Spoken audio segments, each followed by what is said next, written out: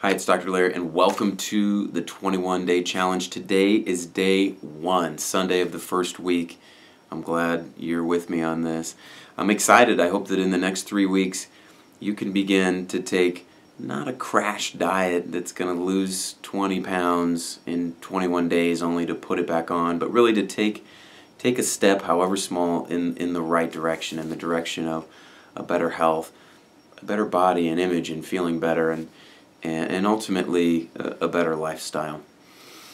Today we're going to talk about goals and taking some initial measurements and really clarifying these goals before we jump in and develop a plan. Later in the week, Monday we'll talk diet and nutrition, Wednesday is exercise, and Friday will be success stories and things that work. But today we're going to talk a little bit more about goals. Now before we get into today, by now you should have done a couple things. Number one, join the Facebook group. It's pretty exciting already. There's a little bit of trash talking going on, some challenges being issued back and forth, but overall it's a pretty good group of supported people, and I'm excited to see how something a lot greater than just me is happening here. So you guys are doing a great job encouraging each other. Keep that up. And feel free to post questions and things you have problems with. And certainly I've got some answers, but we've got several people here with a lot of experience of things that works. If I don't have an answer for you, I'm sure somebody in our group does, so I would encourage you to participate in that. So in addition to the Facebook group, by now the other pregame activities that I want you to have completed are the 5 pregame questions. Let me review those really quick with you. What interested you in taking this challenge in the first place? What did you hope to get out of this? What is your goal? What's worked for you in the past? What hasn't worked for you in the past? And what's your initial plan? So if you haven't done that, I want you to stop right now and do this stuff because it primes you for where we're going to go next. And then, of course, I wanted you to take that survey to help me figure out how to best help you. Let's talk about today a little bit. Now, I want to talk about goals and being a little more specific. Number one, so we're going to talk about 6 things today. Number one, I want you to write down your goals, whatever it is. Write it down on a piece of paper so that it's visible, so that you know where you want to be in 3 weeks. Most people are thinking I'm only talking about weight, but I'm going to bring in some other things I want you to think about following in these 3 weeks, because it's not only just about weight. But you write it down, and then I want you to have a method to track it. It can just be a note. So number one is pick a method to track your goals. Whether it's a notebook, whether it's an app on your phone or a computer thing online. I recommend mapmyfitness.com. I've used that before.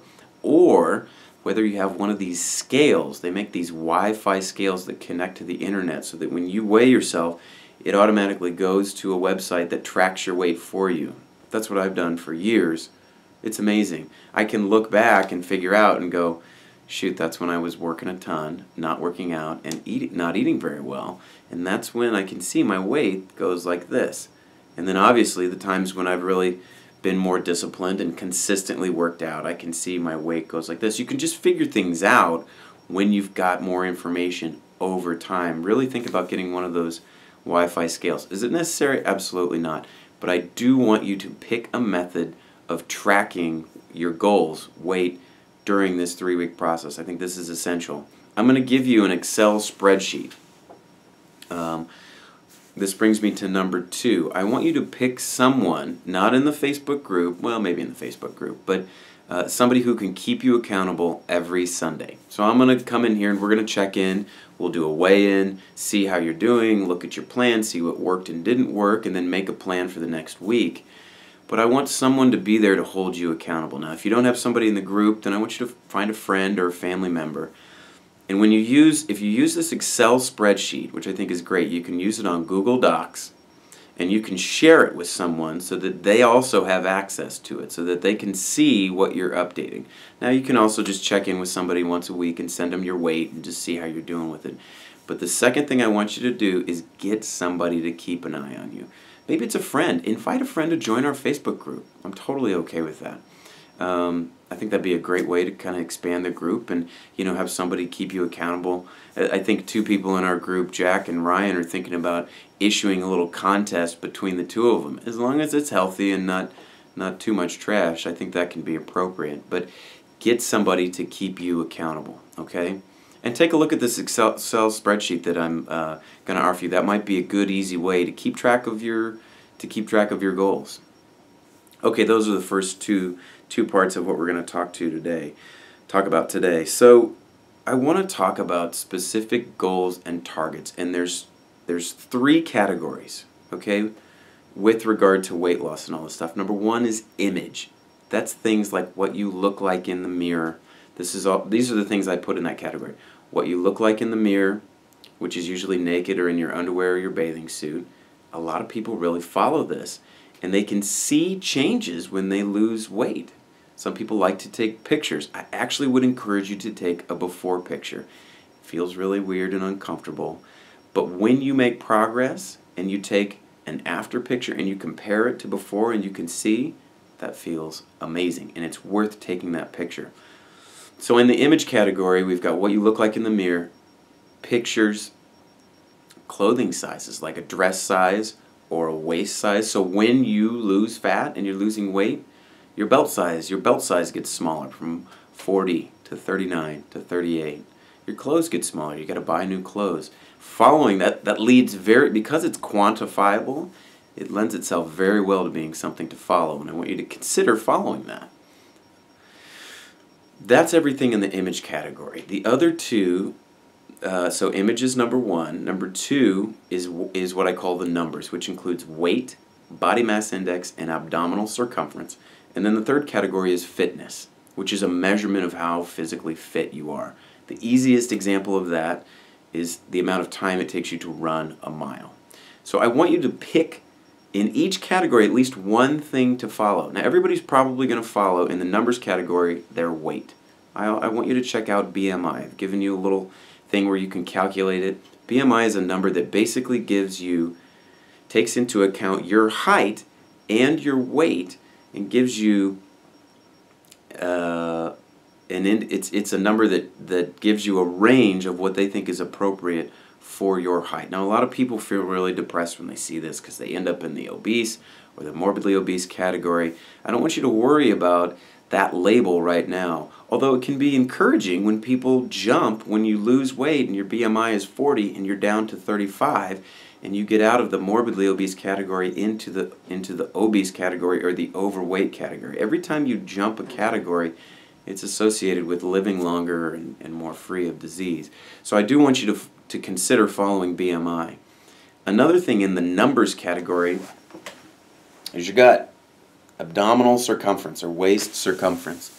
So studies have shown that in addition to following your weight and BMI, there's an added risk if you carry a lot of weight in your belly. Again, it's a great thing to follow because when you lose weight and when you know you're approaching your goal, this number is going to get smaller. And it's backed by medical research. Not only are you losing weight, but you know you're getting healthier. Especially for men who tend to carry a lot of weight in their trunk, I want you to consider using that as something to follow. So every week, you can get on the scale, you can put this around your waist and check that, and then look in the mirror and see how you're doing. You know, see how things look. Are you making some progress? You're kind of getting slimmer in the waist and maybe in the face, etc. And then the third thing that I want everybody to consider is a fitness goal. Now, why do we have to do a fitness goal? When you look at all of these things that you can potentially follow, whether it's weight or how much somebody exercises or how many vegetables you eat, all that stuff, the number one predictor of how healthy your heart is and really how long you're going to live is your fitness. Number one. So we've studied all of these things, and basically the faster somebody can go when they do a mile and the longer they can run, the better. The longer they're going to live, the healthier their heart is, etc. So I want you to consider including a fitness goal, not only for that reason, but then also when we're following something like, let's say you start out and you can walk a 15-minute mile, okay? And let's say you want to shave that to 14 and a half in 3 weeks. If you put that in your brain and you say, how can we do this? Your brain's going to give you answers, and it's going to be like, shit, I need to start walking today. I mean, if I'm going to go from 15 to 14 and a half, I'm going to need to walk and all of a sudden, you're motivated to meet that goal. it's nice to have something that can take your mind off of weight. Sometimes we obsess a little too much about the numbers and the weight and what we look like. If you can get lost in a race, training for a 5K or something like that, weight's going to come off in the course of that training. So this can be a helpful adjunct along to following things like weight and what you look like and your clothing size and stuff like that. So I want you to think about picking something to follow out of each of those 3 categories. Image, the numbers like weight and BMI and abdominal circumference, and fitness. Fitness can be any measure, not only how far you can go, how long it takes you to go a mile. You can do it a certain distance of swimming or biking, or you can do it for a certain amount of time and see how far you go. It doesn't matter. You just need to be able to put a number to it and something that you can check in on every week and see if you're making progress. So so that was the third thing. So you need to pick which of those you want to do. Now, once you decide what it is you want to do, let's take some measurements. So get in front of the mirror. Take a look. Notice where you see spots that you want to improve. Maybe it's around your waist. Maybe you're a little chubby in the cheeks. Maybe it's around your thighs. Make note of that. And at the same time, kind of visualize what you want it to be. And try to be specific. Again, when you're writing things down, I would take note of exactly where you want the image to get better. But anyway, the point is, take the first day's measurements. So again, whatever you've decided to follow on image, go ahead and write that down. Number 2, when it comes to your weight, take your weight. I want you to take your weight. When you weigh yourself, make it at the same time every day. You're going to weigh less in the morning and more in the evening. So I don't want those things switching back and forth and confusing you, thinking you're either gaining weight or losing weight when really it's just water weight changes. So weigh yourself in the same time every day. I recommend right after you get out of bed and you go to the bathroom. Get on the scale and do it the same way. If you do it in your underwear, do it in your underwear. If you do it naked, just do it the same every time so that we can eliminate that variable. So take your first measurements. The image, weigh yourself. If you're going to follow abdominal circumference, do that. And then do your fitness indicator. Get that stuff down on as close to day 1 as you can so that you know what to follow. And we can track this every week and see if you make progress. Okay, so we've picked your indicators, those 3 things. You've got your first numbers on it. Now I want you to think about picking both a long-term goal and a short-term goal. Okay, so the short-term goal is 3 weeks. Where do you think you can get in terms of your image, your weight, and your fitness indicator in 3 weeks? I would encourage you to be realistic. So don't say 30 pounds. 30 pounds in 3 weeks is probably going to come back on as 40 pounds in the 3 weeks after that. I like goals like a pound a week, maybe 2 pounds a week. 5 to 10 pound range. There's nothing wrong with saying you want to lose 2 pounds and accomplishing that one. Here's the great thing about picking a small goal that you know you can accomplish. Once you accomplish it, guess what? You get to pick another goal. So let's say your goal is to lose 2 pounds. You lose 2 pounds, or make it 5 or 10 pounds. You lose 5 pounds, you feel good. You've accomplished that. And then you look forward and you say, I can lose 5 more. And you set that goal. And then stepwise, little by little, you're losing weight. As opposed to, well, I'm going to lose, 20 pounds. And when you don't get there, you feel bad. What's wrong? Or you crash dieted to try to get there. Do this 5 pounds, 2 pounds at a time. It's better in the long run for getting you where you want to go. That's my philosophy. So figure out your short-term goals that you think are realistic for you that you're going to accomplish in this 21-day challenge with regard to the image, the numbers like weight, and the fitness indicators. And then think about a long-term goal. And this is where I would encourage you to dream big. Think 1-2 years down the road. This is a marathon. This is a process. It's a lie. It's a lifelong process. It never becomes easy. We learn how to get past each stage and at each point add things that help. I don't know that it ever becomes easy where you can sit back, put your feet up, and eat Cheetos on the couch kind of easy. Feels good, you feel good about yourself, but you always got to work at it. So think about it in a long-term context. 2 years down the road, where do you want to be?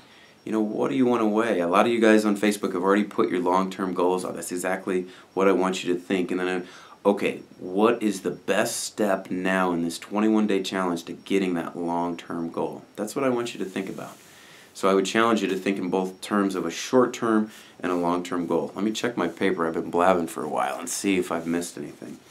Okay, so we've talked about picking a way to track your progress using either an Excel spreadsheet, writing it down, doing it online, getting a partner to keep you accountable once a week. You've picked your targets on those 3 categories. You've taken initial measurements, and you're thinking in terms of a long-term and a short-term goal. The final thing is put a little plan together. Obviously the way that your brain is working is, how can I reach those goals? Pick 1 or 2 things that you're going to do in terms of your diet and in terms of exercise based on things that have worked for you in the past to pursue these goals. So we've done all of that today. That's all I want you really to do today, okay? Let it sit a little bit. I know it's a lot. I don't want to jump into plan and just be spending too much time on this. How much time have I been talking? 16 minutes. It's getting long enough as it is. So, again, Monday, tomorrow, we're going to talk with Allison, the dietitian, and she's going to give you a great thing that I've used in my own life that's made a huge difference for weight loss, weight maintenance, for staying hungry. And it's actually eating more and staying hungry. It's going to be good. That's Monday. Wednesday, I'm going to talk with you about exercise. How can you dial up your exercise to get the results that you want? So you've been working out like this, you plateau, you're not losing weight anymore. What can you do with your exercise to get more results? That's going to be Wednesday. And then Friday is going to be Success Story Friday. So we're going to talk with people who have lost weight and who have kept it off, and their keys to success. There's some interesting people we're going to bring around, some people that have gone through a lot of emotional work to figure out some of the underlying things that challenge them in terms of food. And some people use food as a stress release mechanism or a coping mechanism, and there's emotional eating, and there's some people that I'm going to introduce to you that have had a lot of success and have some things to offer. So that's Friday. So this is enough for day 1. Go get them, and I'll see you on the Facebook page, and I'll see you on Wednesday.